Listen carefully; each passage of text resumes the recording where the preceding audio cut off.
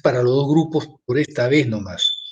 Y ya a partir de la otra semana, cada grupo tiene su propio día de teoría, ¿no? Como grupo A y B.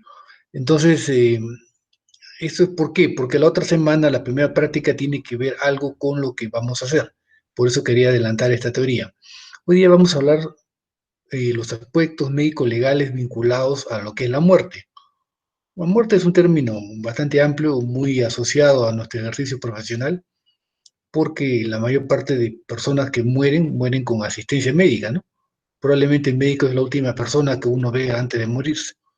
Entonces, y nuestra lucha permanente es contra la muerte, para eso estudiamos tantos años, ¿no? Eh, la muerte tiene múltiples aspectos que no es el caso que lo analicemos ahora. No tiene aspectos sociales, culturales, etcétera. Solamente nos interesa ver los aspectos biológicos relacionados con el área médico-legal, que es lo que estamos haciendo en este curso. ¿Qué es la muerte? Ahí ustedes pueden ver en la pantalla la muerte, pero no como para... Ya, no, la muerte vendría a ser el cese irreversible de la actividad vital en todo el cerebro, incluyendo tallo cerebral. Esto es importante. Anteriormente bastaba con, digamos, considerar que no hay actividad vital en el cerebro. Actualmente, para considerarlo muerte, se incluye el cerebro y el tallo cerebral. Ustedes acordarán, el tallo cerebral está constituido por, creo que acá les he puesto un recordaris, ¿no? El tallo cerebral es la parte del encéfalo que conecta, pues, la parte superior con la médula, ¿no? Está formada por tres estructuras, que es el bulbo, el puente y el mesencéfalo, ¿no? Estos tres forman en lo que es el tronco cerebral. O sea, tiene que haber ausencia de actividad vital en todo el cerebro y incluyendo el tronco cerebral. Esa es la definición actual, que es lo que se acepta en todas partes. El diagnóstico de muerte ha cambiado a través del tiempo. No siempre el criterio ha sido el mismo. Antes no había pues las herramientas ni el conocimiento que tenemos ahora. Por lo tanto, miren, hasta el siglo XVII, o sea, los años 1600, el único certeza, el signo de certeza que alguien estaba muerto era cuando se descomponía el cadáver. Claro, evidentemente el vivo no se descompone, ¿no? Tiene que ser cadáver. Pero la descomposición, como vamos a ver en otra clase, comienza a 24 horas. Había confusión sobre si una persona estaba muerta o no en las primeras 24 horas. En el año 1968, por primera vez, se utilizan los criterios de muerte cerebral o encefálica, que son los criterios de la Universidad de Harvard, que son los criterios con pequeñas variaciones que se están utilizando actualmente. ¿Qué establecía este criterio? Que se requería un electroencefalograma plano 2 veces consecutivas, ¿no? Pero el electroencefalograma detecta muy bien la actividad cortical, pero no detecta muy bien la actividad del tronco encefálico. Entonces, no era suficiente para determinar que una persona estaba muerta. Entonces, en el caso de las personas que están conectadas a un ventilador, los requisitos cambian. En caso de personas que están conectadas a un ventilador, son personas que, para decir que deben valorar que está muerta, son personas que deben tener más de 35 grados centígrados de temperatura corporal. Porque el enfriamiento hace que las funciones vitales disminuyan a un nivel tal que pueden ser imperceptibles. Entonces, una persona que tiene la temperatura corporal muy baja, nos podemos equivocar y decir que está muerto, y no es así, ¿no? Por eso que en el caso de las personas con ventilador se piden estos requisitos. Con volumen sanguíneo expandido, porque cuando hay una contracción del volumen sanguíneo también disminuye lo que es la presión arterial, la frecuencia cardíaca, etcétera, y también nos puede confundir. Y no esté bajo efecto de los neurodepresores, porque neurodepresores también pueden llevar las funciones vitales a un nivel tal que prácticamente son casi imperceptibles. Entonces, las personas que mueren estando en un ventilador, se pide ciertos requisitos. Ahora que hay tanta gente que está muriendo con un ventilador, ¿no? Hay algunos requisitos para poder valorar bien si esa persona ha fallecido o no. Entonces, la muerte cerebral, ¿qué es lo que nos interesa? Sería un estado de coma sin respuesta, sin reflejos del tronco encefálico y falta de respiración, ¿no? Entonces, ahorita les voy a hacer un pequeño recuerdo de los reflejos del tronco encefálico y falta de respiración. Entonces, son cosas que se pueden valorar, porque evidentemente si ustedes me dicen, se requiere un electroencefalograma, pero no todo el mundo tiene disponible un electroencefalógrafo, entonces no se podría.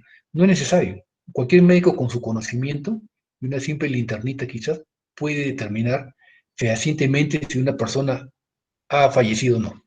¿No? ¿Por qué? Porque eso tiene implicancias legales. Mientras estamos vivos, somos sujetos de derecho. O sea, estamos, digamos, protegidos por una serie de derechos que establece la Constitución. No somos personas. Cuando fallecemos, pasamos a ser objetos de derecho. O sea, ya no tenemos los derechos de una persona viva, sino somos como un objeto. ¿Y quién es dueño de nuestro cadáver? Nuestros familiares más cercanos, ¿no? Es como tener la propiedad de un vehículo, de un mueble, etcétera. Somos un objeto a partir de la muerte. Por eso es muy importante que no nos equivoquemos en determinar la muerte cerebral. Ahora, todos me dirían, pero es fácil saber que está vivo y está muerto. Ni crean, ni crean. Hay casos en los cuales hay algunas dudas porque hay algunas condiciones que generan este tipo de dudas. En casos dudosos se puede recurrir a exámenes más sofisticados, arteriografía, tomografía, etc. Pero bueno, eso no siempre está al alcance de todos, ¿no? Lo más importante es esto, ¿no? El paciente en coma, ¿no? Con ausencia de reflejo del tronco encefálico y ausencia de respiración. Ahí debemos decir que estamos en un estado de muerte cerebral, que es lo que define prácticamente la muerte. Este es un pequeño recuerdo para que les queden las diapositivas de los reflejos del tronco cerebral. Como ustedes verán, todos estos reflejos tienen su centro integrador a nivel del tronco cerebral. Ustedes han llevado neurología ya, ¿no? ¿Todavía no hay neurología? No, doctor, solo neuroanatomía sí, pero Ah, neurología ya, todavía. bueno. Ahí lo van a revisar ampliamente, pero este cuadrito le va a servir. Por ejemplo, estos son todos los reflejos que se producen en el tronco encefálico, ¿no? Y son fáciles de obtener. No requiere un equipo especial, ¿no? El reflejo pupilar, todo el mundo ya lo conoce, una linterna. El óculo cefálico, ese es el reflejo que mueven, ¿no? Mueven la cabeza de la persona, son los reflejos de los ojos de muñeca. Cuando usted mueve la cabeza en forma lateral una muñeca, los ojos se van en sentido contrario, ¿no? Eso es lo normal. El paciente que se pierde este reflejo, todo se mueve en un solo bloque, ¿no? Reflejo oculovestibular, que es irrigación con agua en el oído, el reflejo corneal, ¿no? Que cuando se toca la córnea normalmente uno parpadea, el cilo espinal, que es un reflejo en el cual uno pellizca la nuca y se contrae la pupila, el faringeo tusígeno, que estimula la faringe, ¿no? El respiratorio, bueno, ¿no? Y el cardíaco es fácil de encontrar. Son reflejos todos que tienen sus centros a nivel del tronco encefálico. Por lo tanto, la ausencia de estos, ¿no? nos puede decir que no hay actividad. Y el tronco encefálico es fundamental, pero son actividades habitualmente autónomas, ¿no? O automáticas, que no requieren que se integren con la conciencia. Tú verán que todos estos los están a nivel solamente del tronco. Algunos, nadie dice que busquen todos los reflejos, pero conociéndolos, te verán que bastante fáciles nos puede ayudar, ¿no? Es una herramienta adicional más. Ahora, dentro de lo que es muerte, desde el punto de vista médico-legal, que es lo que nos interesa en este curso, hay dos tipos de muerte. La muerte natural y la muerte violenta. La muerte natural es la muerte por enfermedades. Cualquier enfermedad o envejecimiento de la persona va a llevar a la muerte natural. Y la muerte violenta es la muerte por agentes externos, ¿no? Entonces, y la muerte violenta se aplica a los casos en los cuales la muerte ha sido por homicidio, por suicidio o por accidente. Es la etiología médico-legal de la muerte violenta, ¿no? Entonces, no se debe a razones patológicas o enfermedades. Es causada por agresiones de tipo externo, ¿no? De origen no patológico. Entonces, tenemos lo siguiente. Perdón, un segundo. Perdón. Aló. Aló. Entonces, ¿por qué les he puesto muerte súbita acá? La muerte súbita es una muerte natural, pero es una muerte natural que se instala rápida e inesperadamente. Por lo general no se sabe de qué se ha muerto el paciente. Son personas que se mueren estando previamente sanas o no en condiciones graves. Entonces, las personas que tienen muerte súbita se supone o se confunde, mejor dicho, con la muerte violenta. ¿No? Porque la muerte natural, fácil lo diferenciamos. Alguien que está con un cáncer terminal, está agonizando en una cama al hospital y se termina muriendo. Eso no hay ninguna duda, es muerte natural.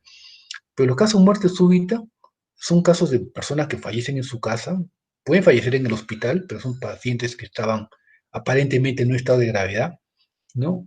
Y se confunden con la muerte violenta. Entonces, los casos de muerte súbita muchas veces caen también en el ámbito de la determinación médico-legal de la causa de muerte y van a autopsia de tipo forense. Por eso es importante que tengamos en cuenta la muerte súbita, ¿no? Que no debería, digamos, pasar al aspecto forense, pero en la práctica cae dentro del área forense muchísimas veces. Y la muerte violenta, que sí es una muerte que tiene implicancias médico-legales y que tiene que tener una autopsia de tipo forense. Ahora, la Ley General de Salud, que no es la ley que norma nuestro ejercicio, también tiene una parte que habla de la muerte. ¿Y qué dice? Ahí en la ley, ¿no? Se considera ausencia de vida al cese definitivo de la actividad cerebral, ¿no? O sea, lo que interesa acá es que no haya actividad. Cuando dice cerebral se refiere al encéfalo, ¿no? O sea, al cerebro y al tronco, independientemente de que algunos de sus órganos o tejidos mantengan actividad biológica. Quiere decir que si hay muerte cerebral, el corazón puede seguir funcionando, ¿no? Puede inclusive ventilar, los órganos pueden seguir funcionando, pero desde el punto de vista de la ley en el Perú ya es muerto, ya fallecido, ¿no? Entonces, y eso es importante porque a veces la familia cree que porque tiene función cardíaca, cree que el paciente está vivo todavía, ¿no? Y a veces lo quieren desconectar del ventilador, ¿no? Porque tiene muerte cerebral y dicen, no, no, no está vivo. No, no, no es así, ¿no? Lo que manda de acuerdo a la ley aquí en el Perú y también a las normas internacionales es la muerte cerebral. Ahora, cuando no es posible establecer el diagnóstico, bueno, dice la Ley General de Salud, que tiene ya como más de 20 años, ¿no? La constatación de paro cardiorrespiratorio irreversible confirma la muerte.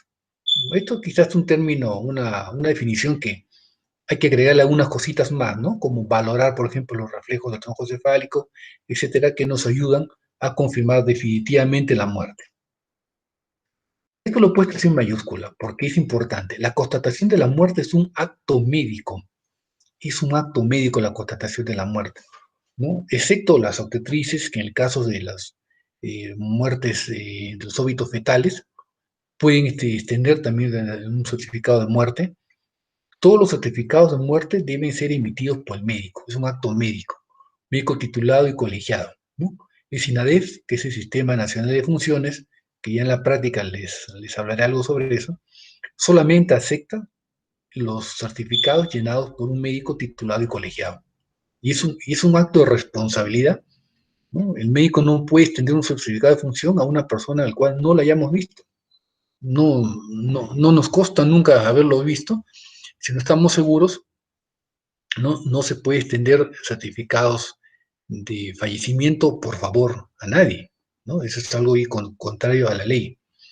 Entonces también dice que el médico debe verificar que haya cese la respiración, no haya circulación, o sea, se ve por el pulso, ¿no? Cambios oculares, ¿no? Cesación de la función nerviosa, ausencia de los reflejos, ausencia de movimientos, ¿no? Hay reflejos, estímulo doloroso, ausencia de reflejo fotomotor. O sea, más o menos es una suma. Mientras más factores ustedes puedan valorar, más seguros van a estar que están frente a un caso de muerte, ¿no? Y lo importante, esto más que todo lo que interesa es valorar si hay muerte cerebral. Porque si hay muerte cerebral, ya la persona es cadáver, ¿no? Y a veces se requiere, no digo, herramientas bastante sencillas, más que todo es el conocimiento más que otras cosas. y vamos a esperar a tener una tomografía, un electroencefalógrafo, no es necesario, ¿no? Por ejemplo, el reflejo fotomotor, que lo vemos con la linternita, acá creo que por acá les he puesto un gráfico. Ahí está acá, para que se acuerden, ¿no? El reflejo fotomotor que se produce estimulando con la luz de la linternita, ¿no? Esto, neuroanatomía se han llevado, ustedes se van a acordar muy bien, ¿no? Y acá ven en rojito las fibras aferentes, van por el nervio óptico. Segundo par, llegan acá, en el mesencéfalo, que son estos núcleos del mesencéfalo, y ahí donde se integran con el núcleo de Eden-Westphal, que es un núcleo ya de origen del parasimpático, y la vía efectora es a través del sistema del tercer nervio, o sea, el motor ocular común, que tiene fibras parasimpáticas, ¿no? Del ganglio ciliar, y sale para los lados. Ese es el reflejo consensual. Que si cuando ustedes se estimulan con luz un ojo, se contraen las pupilas de los dos, ¿no es cierto? Este de acá se llamará reflejo fotomotor y del ojo contrario se llama reflejo consensual y que tiene su fundamento en esto que ustedes deben saberlo mucho mejor que yo, que en neuroanatomía les han explicado, y se requiere una simple linterna. Este es un reflejo integrado en el mesencéfalo, entonces está ausente, ¿no? Está ausente en este caso. Ahora, vamos a mencionar algo sobre la muerte súbita, que es algo que lleva a confusión con la muerte por causa externa o muerte violenta. La muerte súbita es un fallecimiento que se produce en la primera hora desde que comienzan los síntomas. O puede ser el fallecimiento inesperado de una persona que estaba aparentemente sana o que se encontraba bien las 24 horas previas, ¿no? En los casos de muerte súbita, tienen que descartar causas de muerte violenta. Antes de yo decir es una muerte súbita por tal razón, tengo que descartar que haya sido un homicidio, un suicidio o un accidente, ¿no? Examinando cuidadosamente al cadáver. Entonces, esto se da en los hospitales incluso, ¿no? A veces crea confusión. Hace unos 2, 3 años en el hospital de un colega, habían operado a una señora, me acuerdo, y estaba de alta. O sea, ya la habían dado de alta y estaba sentada en el borde de la cama, creo que esperando que la familia venga por ella, algo así, y cayó al suelo bruscamente y se murió. Esa es una muerte súbita, ¿no? Es una persona que estaba de alta, que no tenía por qué morirse y se muere inesperadamente. Entonces son casos en los cuales uno sospecha muerte violenta, pero en realidad es una causa natural, ¿no? Entonces vamos a ver por qué razón. ¿Cuáles son las principales causas de muerte súbita? ¿No? Las principales, casi todos tienen origen cardiovascular. Primero, un infarto del miocardio masivo. La persona que aparentemente asintomática puede desarrollar un infarto del miocardio masivo, inclusive con ruptura cardíaca y taponamiento cardíaco, y se muere. Prácticamente se muere en minutos. Y eso es una causa de muerte súbita. Después tenemos las arritmias cardíacas, especialmente la fibrilación ventricular. Ese es caso de muerte súbita también. Pacientes que estaban aparentemente tranquilos, pero claro que tienen una patología de fondo, ¿no? Pero en ese momento era asintomática y termina siendo una fibrilación ventricular. Después tenemos los casos de embolia pulmonar, que es el caso que les mencioné hace un rato de esa señora, ¿no? Operada de un problema venoso de miembros inferiores, evidentemente, ¿qué cosas pueden formar? Trombos en las venas. Ustedes se acuerdan de patología, ¿no? La embolia pulmonar proviene de émbolos de miembros inferiores, perdón, de trombos de miembros inferiores, ¿no? Y que compromete la vasculatura pulmonar en más del 60%. Puede producir muerte súbita, la embolia pulmonar. La ruptura de un aneurisma también puede matar a la persona en pocos minutos en personas que aparentemente estaban sanas. Aparentemente, claro, tenían su aneurisma, pero era asintomático. Este aneurisma puede ser aórtico, en la arteria aorta, especialmente en la rama abdominal, área abdominal, o en un aneurisma cerebral, ¿no? Un aneurisma cerebral en personas. Esto se ve más que todo en personas jóvenes, el cerebral, ¿no? Porque es un efecto congénito de nacimiento. Mientras que la rotura del aneurisma aórtico se ve en personas más de la tercera edad, porque es producto destrucción de la aorta abdominal por la aterosclerosis, ¿no? Se va debilitando la pared por las placas de aterosclerosis.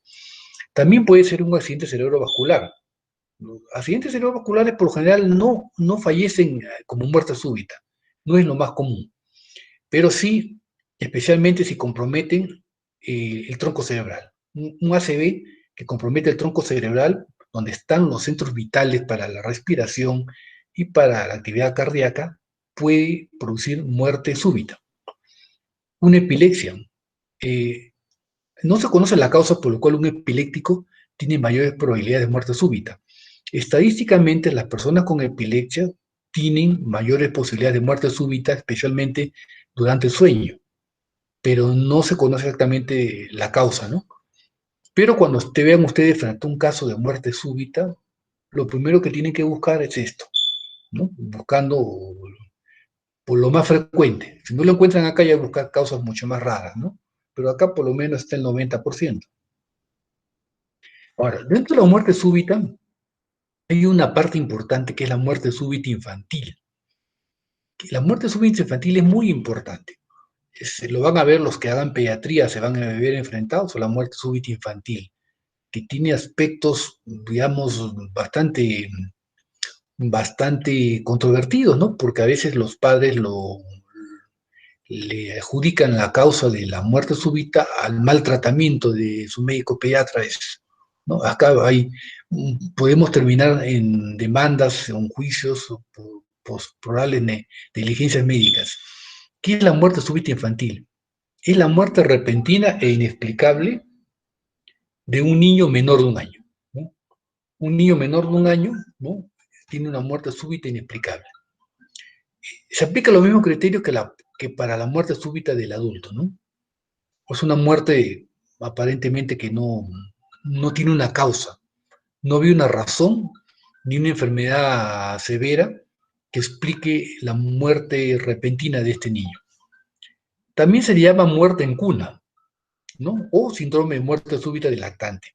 Con estos términos también lo pueden encontrar. Acá debemos descartar causas de muerte violenta. Al igual que toda muerte súbita, primero descartar causas de muerte violenta. Y después tiene que haber autopsia. La única manera de determinar que una muerte súbita al final no ha sido una muerte violenta es mediante una autopsia. No hay otra forma. Después de hacer la autopsia en el niño, no encontramos ninguna causa que lo explique. No encontramos. Acá no hay aneurisma, no hay malformación, no hay nada.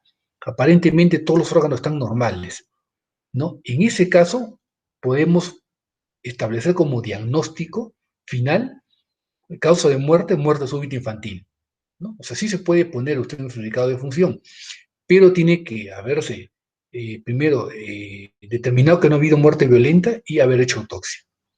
La muerte súbita infantil es más frecuente en los niños, claro, el primer año, pero es más frecuente entre los 2 a 4 meses. 2 a 4 meses. Ya después de los 6 meses va bajando la frecuencia.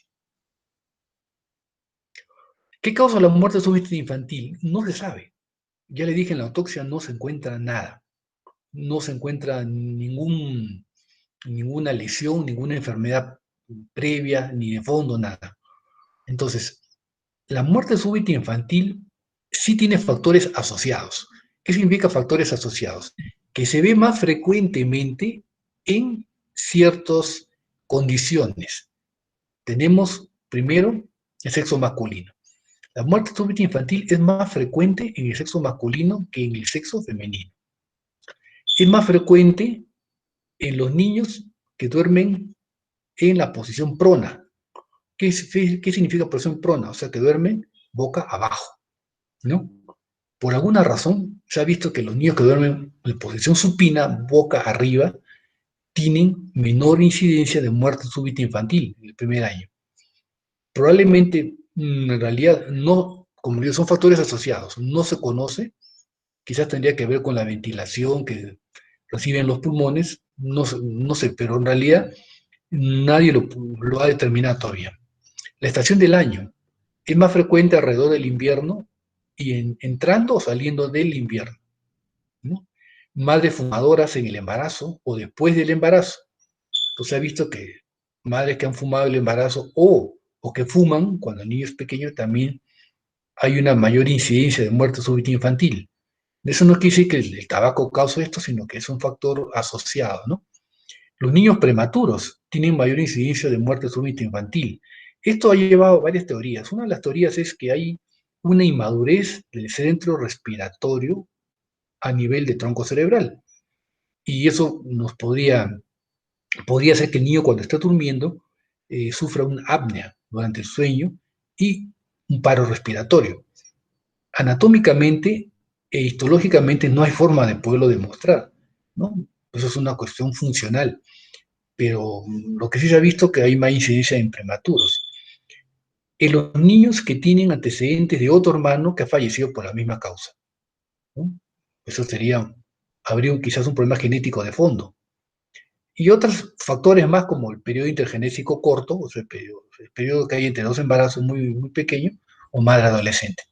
Entonces son factores asociados, ¿no? No quiere decir que ninguno de estos factores de por sí determina que hay una muerte súbita infantil, pero hay que tenerlo en cuenta porque nos lleva a veces, especialmente a los que van a hacer pediatría, a veces a problemas tipo médico-legal. Ahora, creo que esto ya lo hemos puesto, ¿no? Bueno, esta legislación, esto es un artículo de legislación. Esto está en la Ley General de Salud. Bueno, este es algo parecido a lo que hemos dicho, ¿no? Es otro artículo. La muerte pone fin a la persona. Así es. Ya con la muerte pasamos a ser objetos de derecho, ¿no? Se considera ausencia de vida al cese definitivo de la actividad cerebral, independientemente de que algunos de sus órganos o tejidos mantengan actividad biológica y puedan ser usados con fines de trasplante, injerto o cultivo. Esto es importante.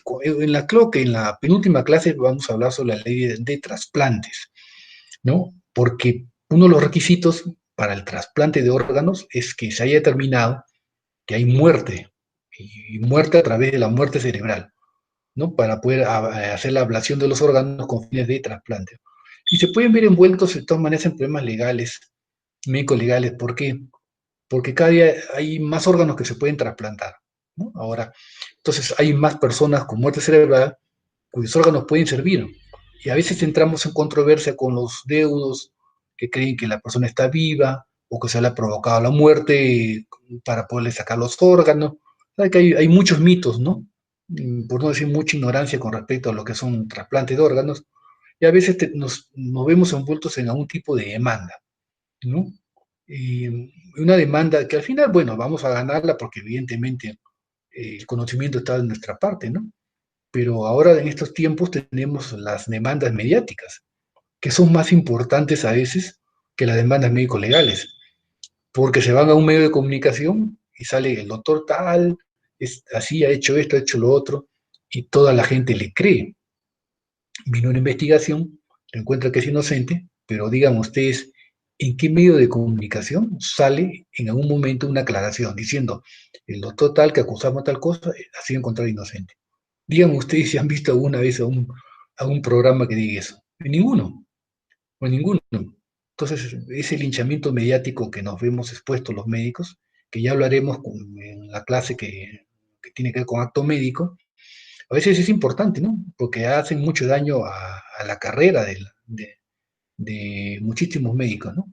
Ustedes van a ver cantidad de ejemplos. Cantidad de ejemplos, ¿no? Hay especialidades que están más expuestas que otros a tener ese tipo de demandas, ¿no?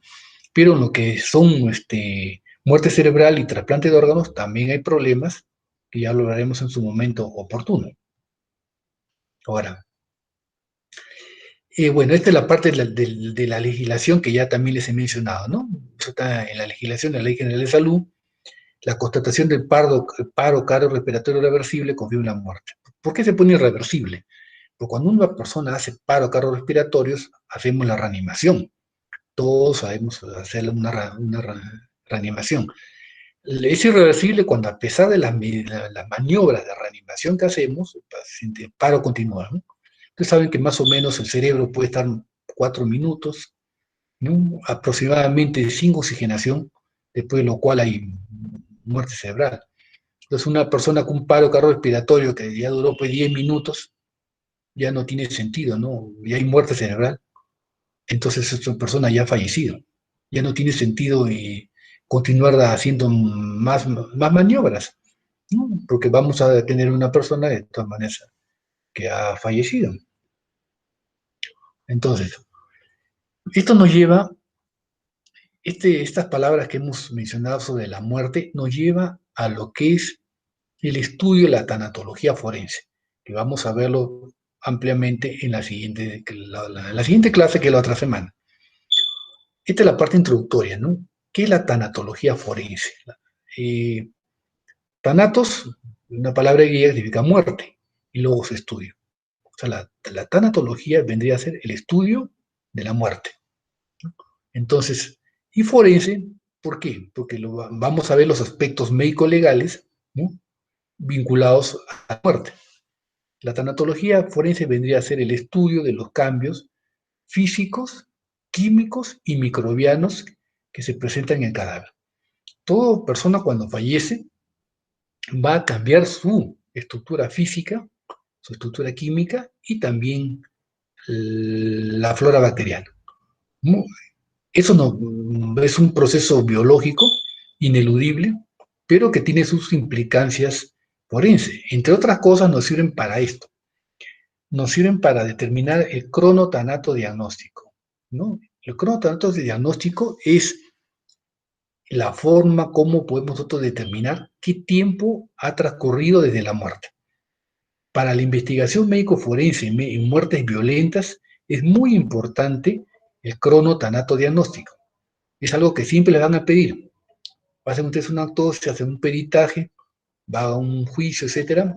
Siempre les van a preguntar, ¿no?, ¿cuánto tiempo calculan ustedes que ha transcurrido desde la muerte? Eso es fundamental porque así pueden recrear la escena del crimen y ver, digamos, los probables sospechosos. Entonces, cualquier médico tiene que saber hacer un cronotanato diagnóstico, que en la práctica ya lo veremos cómo se hace. No es nada del otro mundo, ¿no? Hay que tener en cuenta ciertos criterios nomás, y aparte que no es exacto, no existe actualmente ningún método que le permita decir que tal persona ha muerto a las 5 horas y 20 minutos. Es imposible. Siempre es un rango, ¿no?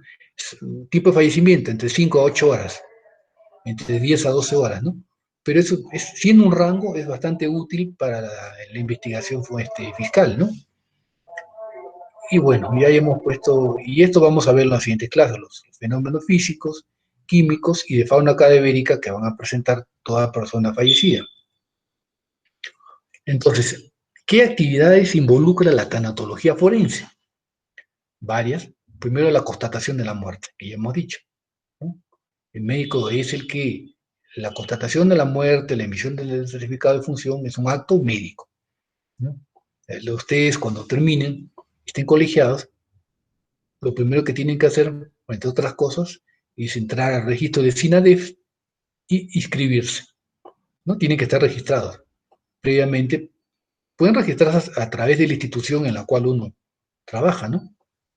Puede ser a través de, por ejemplo, un centro de salud, un hospital, una clínica, etcétera, o también hacer un trámite directo, ¿no? Porque si no están inscritos en el SINADEF, no pueden emitir un certificado de función online, que es lo que se usa actualmente, ¿no? Los certificados físicos, como ya veremos en la práctica, todavía se siguen usando, pero cada día menos, ¿no? Y la tendencia es a no usarlos, ¿no? No usarlos. Y a raíz de esta cantidad de fallecidos que había por COVID, se han dado cuenta de lo importante que es saber cuántos fallecidos tenemos en tiempo real, ¿no? ¿Por qué no se está al día? Porque todavía en muchos lugares siguen usando el certificado en papel. Mientras el papel va, lo revisa alguien, ¿no? Y pasa bastante tiempo.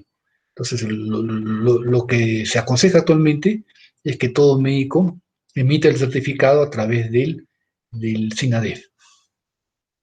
Otra actividad es evaluar las circunstancias de la muerte, ¿no? ¿En qué condición ha muerto, ¿no?, esa persona?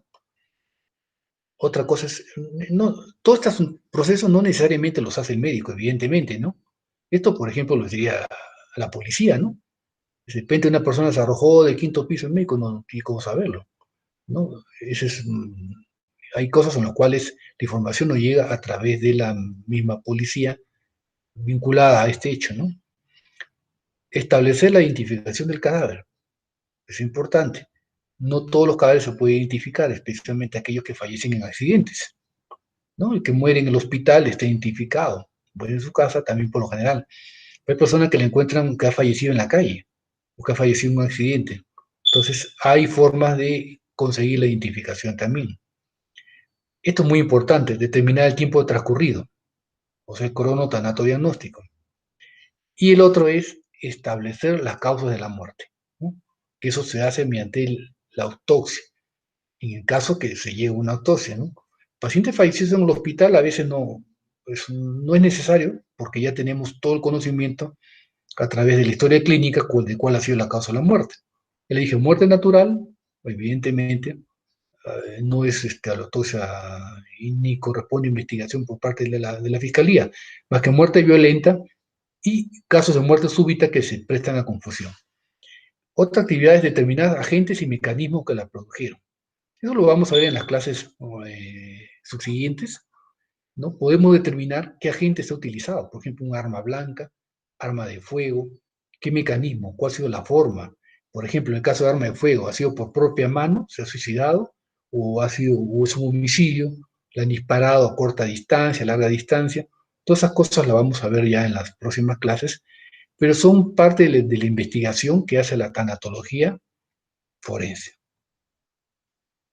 Ahora, en cuanto a, a los procedimientos periciales para investigar, tenemos que hay operaciones tanatológicas, ¿no? Y la legislación tanatológica. Creo que no, acá está. Eh, Entre las operaciones tanatológicas, no necesariamente en todos o en todas estas operaciones van a estar, digamos, vinculadas al quehacer médico, ¿no? Por ejemplo, la constatación de la muerte, evidentemente, es un acto médico, ¿no? El médico es el que examina al cadáver y establece si está muerto, etcétera. Emite el certificado si fuera el caso. Y levantamiento del cadáver, ¿no? El levantamiento del cadáver, aquí en el Perú no es usual que el médico legista vaya al levantamiento del cadáver. En otros países eso es obligatorio, ¿no? En Estados Unidos, el médico legista que hay en cada condado es el coroner. El coroner obligatoriamente asiste con la policía cuando se encuentra un cadáver. Eso tiene una ventaja, les permite analizar las condiciones o las circunstancias que rodean a esa muerte. Por lo tanto, ya entramos a la autopsia con un conocimiento previo. En cambio, acá en el Perú, por lo general les traen el cadáver a la morgue, lo recoge la policía, pide al oficio fiscal y dice, haga la autopsia. Eso ustedes no saben ni dónde lo han encontrado, ni cómo lo han encontrado. Aquí es mucho más difícil. Eso no quiere decir que la ley prohíba que el médico legista vaya al levantamiento de cadáver. No está prohibido. En algunos casos lo hace. Sino que a veces, lo usual es que a veces ni le avisen. Entonces puede darse caso que ustedes le están haciendo un serums, encuentran un cadáver que ha fallecido por causas X y viene al oficio fiscal y dice, hágale la autopsia. Y ustedes no tienen información. ¿Cómo lo encontraron? Lo encontraron, qué cosa, colgando una cuerda, se había caído a un barranco. Todas esas cosas ayudan en el proceso de la autopsia. En la misma morgue de Lima, la morgue central, que ustedes llegan y van a ver cantidad de mesas, cantidad de cadáveres, llega el médico legista y le asignan a la suerte, ¿no? Un cadáver a veces no sabe, no estuvo presente en el levantamiento y no sabe cómo las condiciones o las circunstancias, cómo lo han encontrado. En ese caso, lo que hacen es la forma que yo veo que utilizan ellos es el contacto con el policía, porque habitualmente en las autopsias viene un policía o viene a veces un médico de la sanidad y ellos están enterados, ¿no? Ellos están enterados, entonces les preguntan dónde lo han encontrado este cadáver, ¿no? Lo hemos encontrado en la calle tal, ¿no? Parece que lo hubieran atropellado porque había un auto. Entonces ya uno con esas circunstancias ya puede ir a buscar algo en forma más específica. Si no hay, bueno, igual tenemos que hacerlo, ¿no? Porque hay formas de llegar a saberlo. Otra operación tanatológica es hacer protocolo de autopsia. El protocolo de autopsia es uno solo. La autopsia médico-forense tiene un protocolo establecido por el Ministerio Público, que yo se lo voy a dar en la práctica, les voy a dar el protocolo, ¿no? Y ahí vamos a ver cómo se llenaría un protocolo, ¿no? Tiene sus formas, su técnica, cómo se llena. Las autopsias clínicas tienen un esquema, pero varía de acuerdo a cada hospital, ¿no? Uno lo acomoda así, lo acomoda así. Pero en el caso de la autopsia médico legal o autopsia forense, el protocolo ya está establecido por el Ministerio Público. Ahora, hay que documentarlo, ¿no? Y conservar muestras, tejidos y líquidos. Como ya veremos en la clase de autopsia, ¿no? Todo lo que sirva para sustentar nuestros hallazgos, fotos, etcétera, grabaciones, filmaciones, etcétera, es bueno hacerlo, ¿no? Y saber conservar muestras de tejidos y líquidos del cadáver. También en la clase correspondiente le voy a decir cómo se conserva un tejido o cómo se conserva un líquido o cuáles son los tejidos o líquidos que debemos conservar para completar los resultados de la autopsia en la investigación forense. No es como la autopsia clínica, ¿no? Y este es otro punto que hay que ver, la cadena de custodia. La cadena de custodia se produce a raíz de que el material que uno recoge de la escena, que son elementos de prueba, por ejemplo, o exámenes posteriores, por ejemplo en la autopsia, se describen y se preservan en recipientes adecuados, sellados, identificados, con una garantía para que sean trasladados a un laboratorio para examen pericial. Y les voy a poner un ejemplo para que lo entiendan mejor. Supongamos que ustedes, por decir, sospechan, hacen una autopsia y encuentran contenido gástrico y sospechan que ha sido envenenado. Por el olor debe ser un órgano fosforado. Recogen una cantidad del contenido gástrico en un envase. Tienen que asegurar la cadena de custodia. O sea, no es cuestión de le echo un envase y lo dejo ahí nomás, no. Ese envase tiene que ser sellado delante de ustedes, ¿no? Bien sellado. Tiene que ser descrito con su documento correspondiente, con el nombre correspondiente del paciente, ¿no? Y garantizar su traslado a un laboratorio para un examen pericial. Esa es la cadena de custodia, ¿no? Se da con cualquier tipo de material que uno recoja, ya sea, digamos, material biológico, ¿no? La escena de crimen o el proceso de la autopsia en sí, ¿no? Tenemos que garantizar siempre la cadena de custodia. Ahora, no siempre es en autopsia, puede ser una pieza quirúrgica. A nosotros nos pasa en el hospital varias veces, ¿no? Por decir, operaron a una paciente, le hicieron una histerectomía, la paciente, los familiares reclamaron que por qué le han hecho una histerectomía sin la autorización, porque es una operación mutilante, ¿no? La histerectomía implica una esterilidad ya de por vida. Entonces, quejan al médico. ¿Por qué si no ha habido? El médico argumentaba que ese momento había un sangrado incoercible en el momento de la cirugía y que en ese momento tienes que salvar la vida del paciente. No puedes buscar familiares para pedirles su autorización. Entonces, viene la demanda. El fiscal dice, ese útero hay que examinarlo. Entonces, guarden y envíenlo con cadena de custodia. ¿Qué quiere decir al decirme con eso? Que es bajo mi responsabilidad identificar el útero que sea de esa paciente, ¿no? Con su nombre, lo selle bien, lo conserve y garantice que lleguen, en este caso, a la fiscalía, ¿no? Llevarlo a la fiscalía, entregarlo mediante un documento escrito al fiscal, ¿no? Se le entrega de manera que con eso estamos asegurando la cadena de custodia. Eso es para impedir que esa prueba sea alterada. Es un elemento de prueba, sea alterada o que se pierda, etcétera, ¿no? Y eso se aplica con todo, ¿no? En una violación toman muestras del fondo del saco, ¿no? Vaginal, y también esas muestras, también porque se puede hacer un DNA, para establecer quién es el autor de la violación. Entonces, todo lo que ustedes obtengan en este procedimiento, tienen que asegurar la cadena de custodia siempre, ¿no? ¿Qué pasa si somos descuidados y no aseguramos la cadena de custodia? Nos pueden denunciar por delito contra la administración de justicia. Hay que tener bastante cuidado, ¿no? Es nuestra responsabilidad. También dentro de estas operaciones tenemos la identificación de restos irreconocibles, ¿no? A veces nos traen restos irreconocibles. ¿Por qué? Porque están descompuestos, ¿no? Están descompuestos, han estado enterrados mucho tiempo. Usted se imagina que les traiga un cadáver después de 6 meses, ¿no? Que lo hayan encontrado enterrado. Es un resto irreconocible, ¿no? Entonces hay que utilizar otras técnicas para estar seguros quién es. Y para encontrar causas de muerte, es mucho más difícil, ¿no? No sé si ustedes han visto cadáveres, bueno, cadáveres que tengan meses de estar fallecidos, o a veces años, es una tarea bastante difícil, ¿no? Puede ser por descomposición, puede ser por víctima de quemaduras, ¿no? Víctima de quemadura. Las quemaduras a veces vuelven a caer irreconocibles, ¿no? Especialmente cuando hay carbonización. Personas que se quedan atrapados en los incendios, que caer se carboniza completamente. Y es bien difícil cuando yo en la clase de quemados, vamos a mencionar algo de esto, es bastante difícil de haber inclusive determinar la identidad de esa persona. Los cadáveres que caen en los accidentes aéreos se carbonizan, ¿sí? Quedan carbonizados. Hay que identificarlos, ¿no? Los cadáveres de el incendio en Mesa Redonda, que fue en el año 2002, creo, no me acuerdo, que hasta ahora hay cadáveres y restos que no han podido ser identificados. Han tenido que recurrir al DNA mitocondrial, que se hace en el extranjero, para identificar por qué. Porque no había forma de hacerle un examen físico y determinar qué era tal persona, ¿no? Puede ser por destrucción química, ¿no? Si caen los ácidos. Los ácidos alteran fuertemente la estructura biológica de una persona. Puede ser por mutilación, ¿no?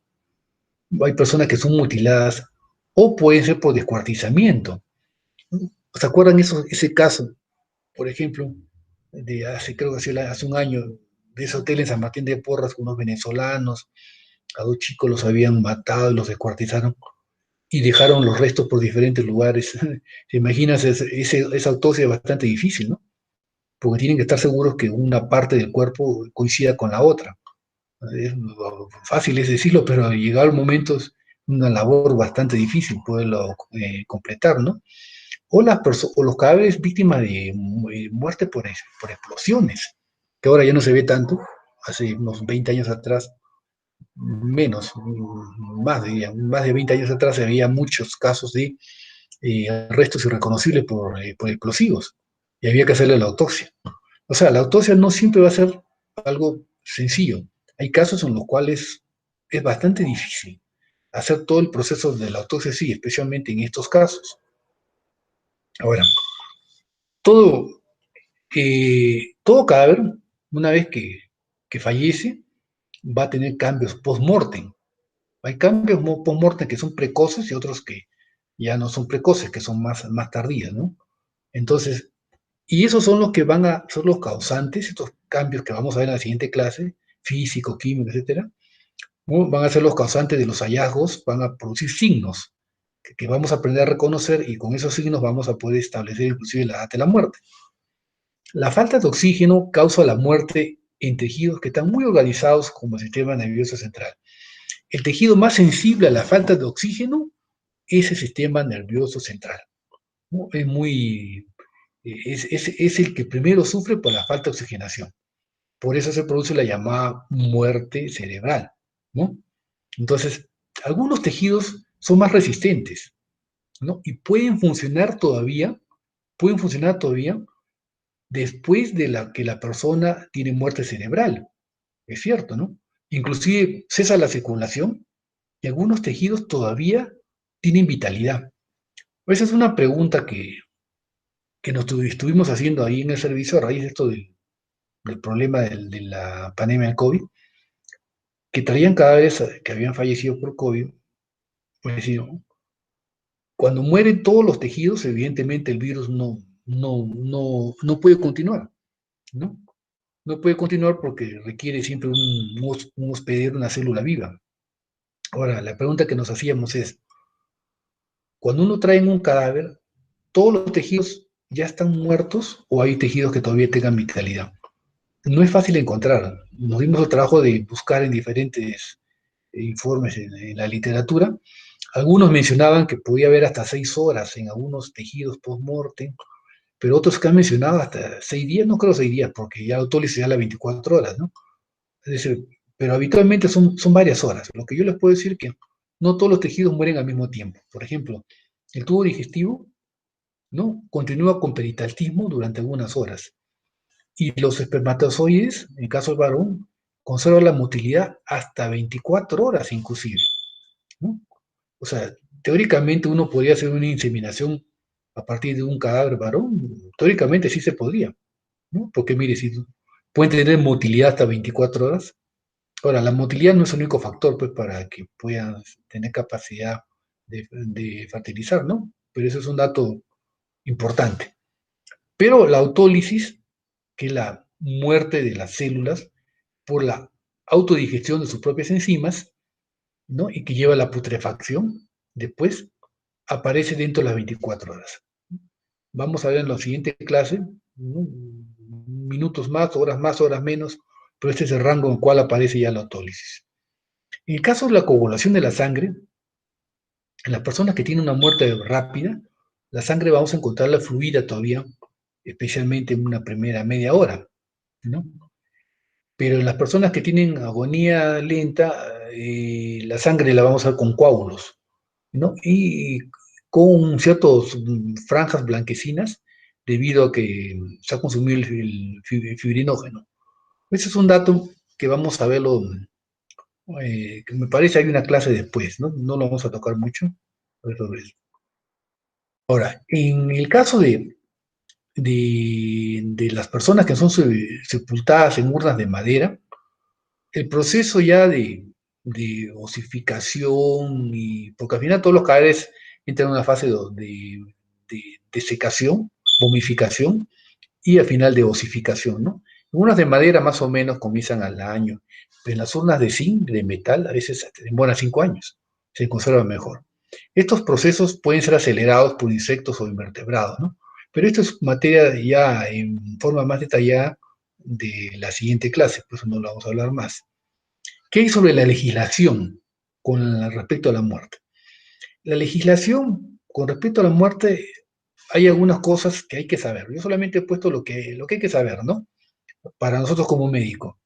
Tenemos que la ley de cementerios y servicios funerarios, que esta ley es acá, una ley un poquito antigua, esta ha sido dada por el gobierno de Fujimori todavía, o sea, tiene más de 20 años. Hay algunos artículos que tienen que ver con lo que hacemos nosotros.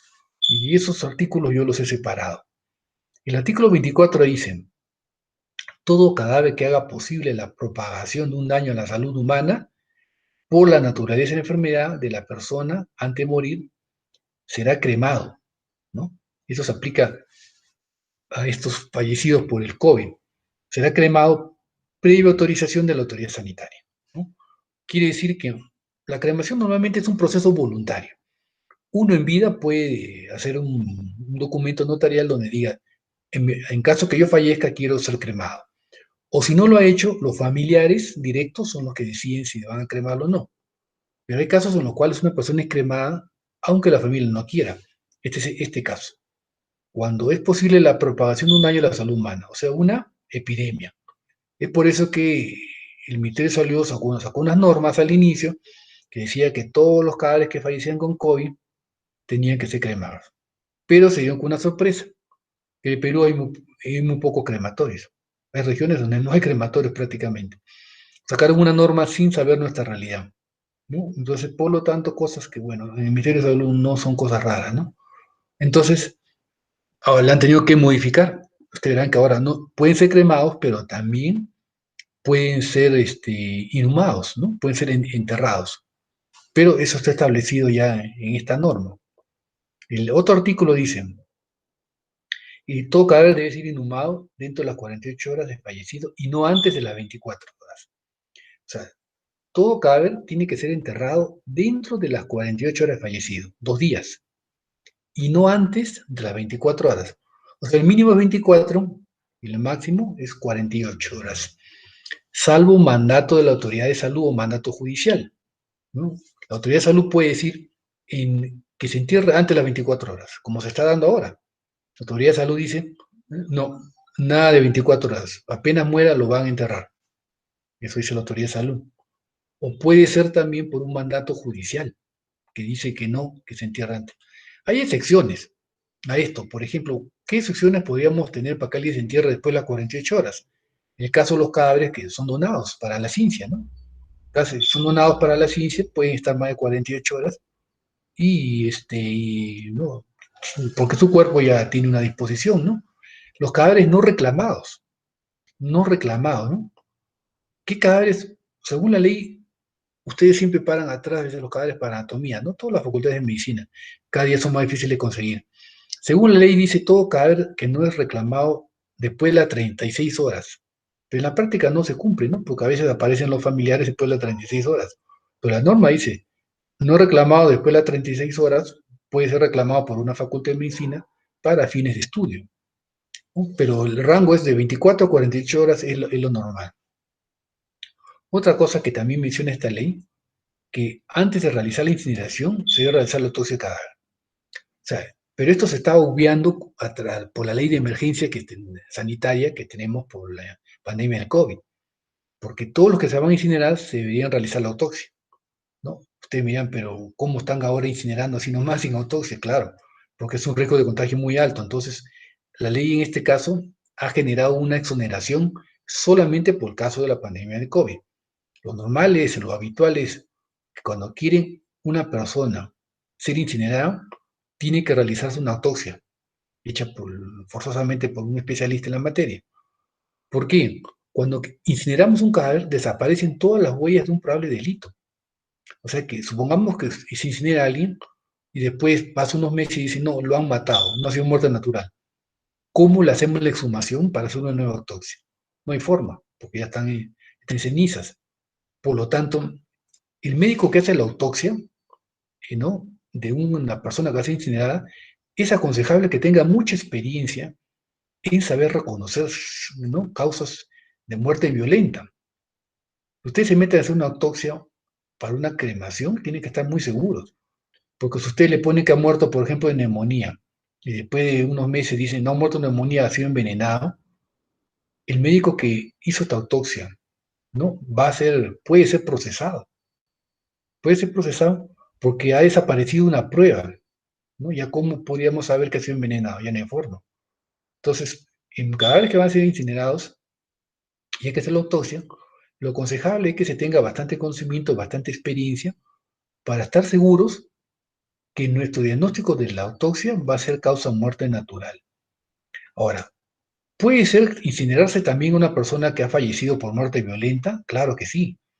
Una persona que murió por un accidente, un suicidio, un homicidio, también puede ser incinerado. Pero en ese caso se requiere que la autoridad judicial lo autorice, ¿no? Hay que, de todas maneras, pedir a la familia, ¿no? La autorización, porque si supongamos que el fiscal que está investigando o el juez dice, ya no voy a pedir una exhumación porque ya tengo todo lo necesario, entonces ellos autorizan. Pero si hay algo pendiente, dicen, no, todavía no lo pueden incinerar, ¿no? Acá muestren, creo. A ver, vamos a ver cómo hacemos un ratito.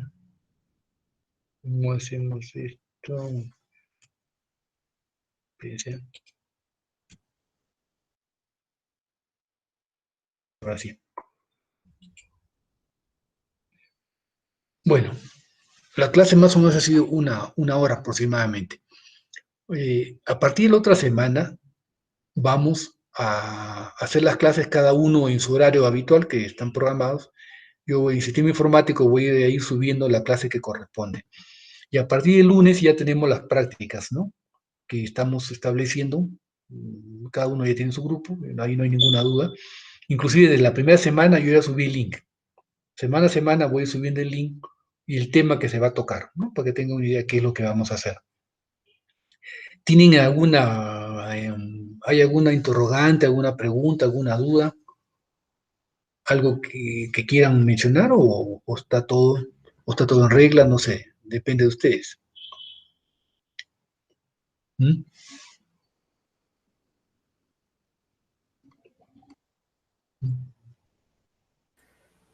Sí, doctor, yo tengo una pregunta. Sí. En el caso de, por ejemplo, una facultad que reciba un cadáver y la familia aparezca, ¿todavía tiene derecho de llevársela o de qué depende? No, ya no se lo pueden llevar porque el cadáver ustedes no, supongamos que van a la morgue, no se lo llevan así nomás. Hay un documento, ¿no? Que autoriza a llevarse el cadáver. Y eso, para que la autoridad dé esa autorización, tiene que haberlo declarado primero en estado de abandono. Si lo declaran en estado de abandono el cadáver, ya la familia ya no, o sea, aunque aparezca después, ya no puede hacer nada. Ahora que uno voluntariamente le quiere volver a caer, y es otra cosa, pero ya no hay forma como lo obliguen.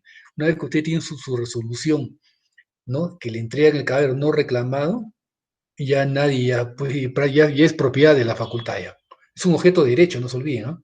Ya no tiene derecho, es un objeto, es como un televisor, algo, ¿no? O como un mueble, etcétera, ¿no? Según la ley aquí en el Perú, ¿no? Gracias, doctor. Quería mencionar otra cosa, ¿no? Como le mencioné a Adolfo Irazábal, no estoy pasando lista en las teorías, ¿no? En este momento porque son bastantes y nos quitaré tiempo. Quizás después, pero ahorita no, porque yo entiendo que quizás no todos tienen la facilidad de poderse conectar. Por eso la idea es también grabarlos, ¿no? La virtualidad puede ser buena, pero nos ha agarrado, como se dice, nos ha agarrado fríos y nos va a demorar un tiempo en adecuarnos bien, ¿no? Por lo tanto, hay que ser un poquito elásticos en estos tiempos, ¿no? Pero me imagino que la mayoría, en las prácticas, sí, por favor, sí les pediría que de todas maneras traten de conectarse, porque la práctica no la voy a subir como filmación, y eso ya no se puede recuperar. Y evidentemente en mis notas, porque tiene que haber, el sistema me pide notas, las voy a sacar de cada grupo en cada práctica. ¿No? De ahí va a salir la nota. No tanto de un examen teórico, porque sería bastante difícil o casi imposible poder tomar un examen teórico actualmente, pero de las participaciones que le voy a ir pidiendo yo en las prácticas, de ahí va a salir la nota que le corresponde estar en el sistema, ¿ya? Bueno, si no hay ninguna otra duda, otra interrogante, entonces lo daríamos por concluido y entonces nos veríamos con el grupo A1 el lunes, ¿sí? ¿Ya? Entonces, ya, ¿no? Entonces, en las diapositivas se lo va a pasar, como el delegado todavía tiene problemas familiares, se lo va a pasar a Irazábal, ahora más tarde las diapositivas para que le pase a todos, y ojalá que el video también podamos ver cómo lo subimos, y si es así, le paso el link también a él para que los que no han podido asistir puedan escuchar la clase, ¿ya? Si es así, entonces ya nos vemos el lunes, ¿sí? Listo, doctor, gracias. Ok, pues gracias a usted, chao.